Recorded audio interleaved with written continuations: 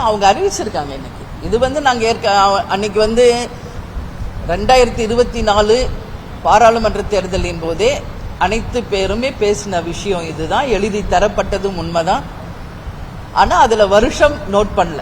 அப்ப நாங்க கேட்டோம் வருடம் எழுதி தரணும்னு. அப்ப அண்ணன் சொன்னாரு, அது வருடம் நோட் பண்ணி தர்றது வழக்கம் இல்லமா, உறுதியாக உங்களுக்கு தருகிறோம் அப்படின்னு சொன்னாரு. அது 26ன்றதை இப்போ அறிவிச்சிருக்காங்க.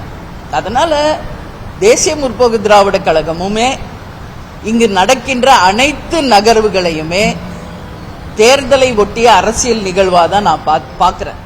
அதனால தேமுதிகவுமே 2026 ஜனவரி மாதம் 9ஆம் தேதி கடலூர் மாவட்டத்தில் எங்களுடைய நிலைப்பாடு, கூட்டணி எல்லாமே நாங்கள் அறிவிப்போம் என்று நாங்கள் ஏற்கனவே சொல்லியிருக்கோம்.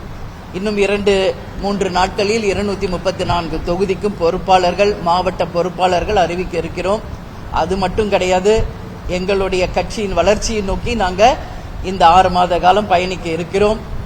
அதனால தேமுதிகவும் உறுதியாக அரசியலில் தேர்தலை நோக்கிதான் எங்கள் பயணமும் இருக்கும் என்பதை இந்த நேரத்தில் நான் தெரிவித்துக் கொள்கிறேன்.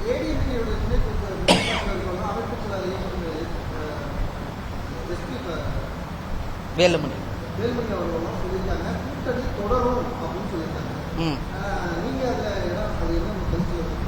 அதுதான் இப்போ ஒரே லைன்ல சொல்லிட்டேன்ல, இங்க அரசியல் என்பது தேர்தலை நோக்கிதான் செல்கிறது எல்லா கட்சியிலுமே. அதேதான் எங்கள் நிலைப்பாடு அப்படின்றத நானும் உறுதிப்படுத்துகிறேன்.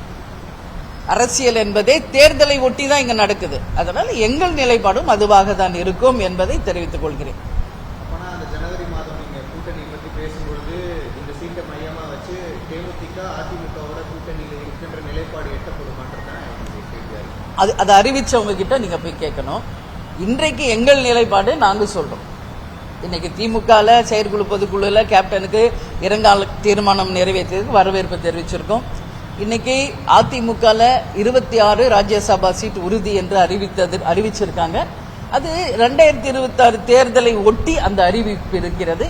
எனவேதான் நாங்களும் சொல்கிறோம், தேமுதிகவும் இனி 2026 இந்த தேர்தலை ஒட்டிதான் எங்கள் அரசியல் நகர்வும் இருக்கும் என்பதை நான் தெரிவித்துக் கொள்கிறேன்.